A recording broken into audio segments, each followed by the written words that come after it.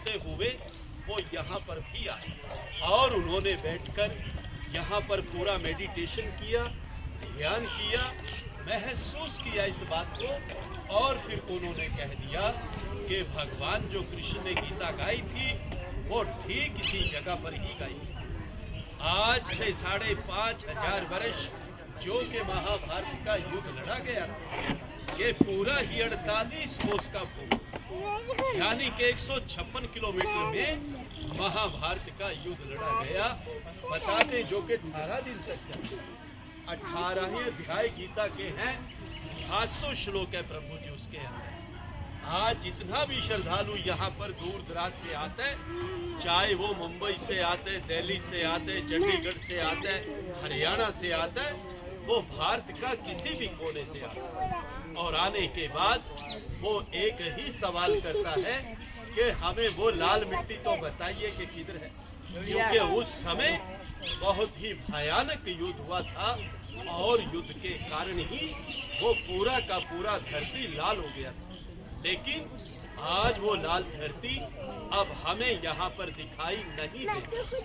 उस जमाने में बताते हैं कि उस समुद्र में ना तो किसी का मकान था न किसी का घर था, ये बिल्कुल एक बंजर जमीन था कि जिधर से महाभारत का युद्ध लड़ा गया था। आज हम जिस पवित्र भूमि पे आए हैं ये है मध्यम यानी कि सेंटर पॉइंट के जिधर से भगवान कृष्ण जी ने अर्जुन को गीता सुनाया। जब अर्जुन को यहाँ पे आके मोह हो गया कि मेरे चाचा, मेरे दादा, मेरे बंधु मेरे अपने तो है प्रभु, मैं मारूं तो किसको मारूं, तो भगवान कृष्ण जी ने अपनी जगह से कह दिया अर्जुन अगर तू नहीं मारेगा तो मारे ये सब जाएंगे, इसलिए उठो और युद्ध का तैयारी करो। कहते हैं कि फिर इसी जगह से युद्ध का शुरुआत हुआ और इसी जगह से विराट रूप के अर्जुन को दर्शन भी हुआ। भगवान कृष्ण जी ने उनको दिव्य दृष्टि देकर अर्जुन को पूरे का पूरा ही ब्रह्मांड दिखा दिया था कि अर्जुन अब तू पूरा ब्रह्मांड देख सकता है, मैंने तेरे को दिव्य दृष्टि दे दिया। कहते हैं कि फिर इसी जगह पे आके अर्जुन का जो मोह था वो पूरी तरह से भंग हो चुका था। इसी जगह से युद्ध का शुरुआत हुआ और अंत में आके युद्ध यहाँ समाप्त हो गया। सर जिस पेड़ के नीचे अभी आप दर्शन करके आए थे, भगवान कृष्ण जी ने उसी पेड़ के सामने ही अर्जुन को गीता सुनाया था और गीता सुनाते समय वो पेड़ भी सदा सदा के लिए अमर हो गया। हाँ जी, तभी इस पेड़ का नाम पड़ा अक्षय वट। तो बहुत सारे श्रद्धालु यहाँ पर आते हैं, पेड़ को नमस्कार करते हैं और जो उनकी मनोकामनाएं होती है वो इधर से पूर्ण किया जाता है। प्रभु जी अभी हम जाएंगे और जाते समय हम चाहे तो पेड़ का परिक्रमा भी कर सकते हैं। उसमें एक मंत्र बोला जाता है, ओम नमो भगवते वासुदेवाय नमः। सर इसी प्रकार से ये जो विराट रूप की मूर्ति अभी हम देख रहे हैं पूरा मेटल से बनाई गई मूर्ति है।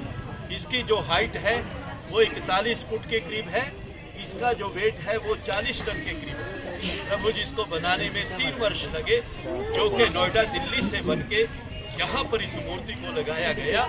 अभी इस मूर्ति को यहाँ पे लगे हुए भी 3 ही वर्ष हो चुके हैं। जिस कलाकार ने इसको बनाया है उनका नाम है राम सुतार।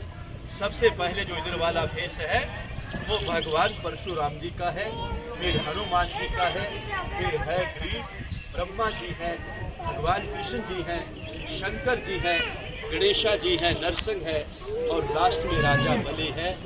10वां जो अवतार माना जाता है वो शेषनाग के रूप में भी प्रभु जी माना जाता है, विष्णु के रूप में भी माना जाता है। प्रभु जी आप चाहेंगे तो जाते समय हम विराट रूप का भी परिक्रमा कर सकते हैं।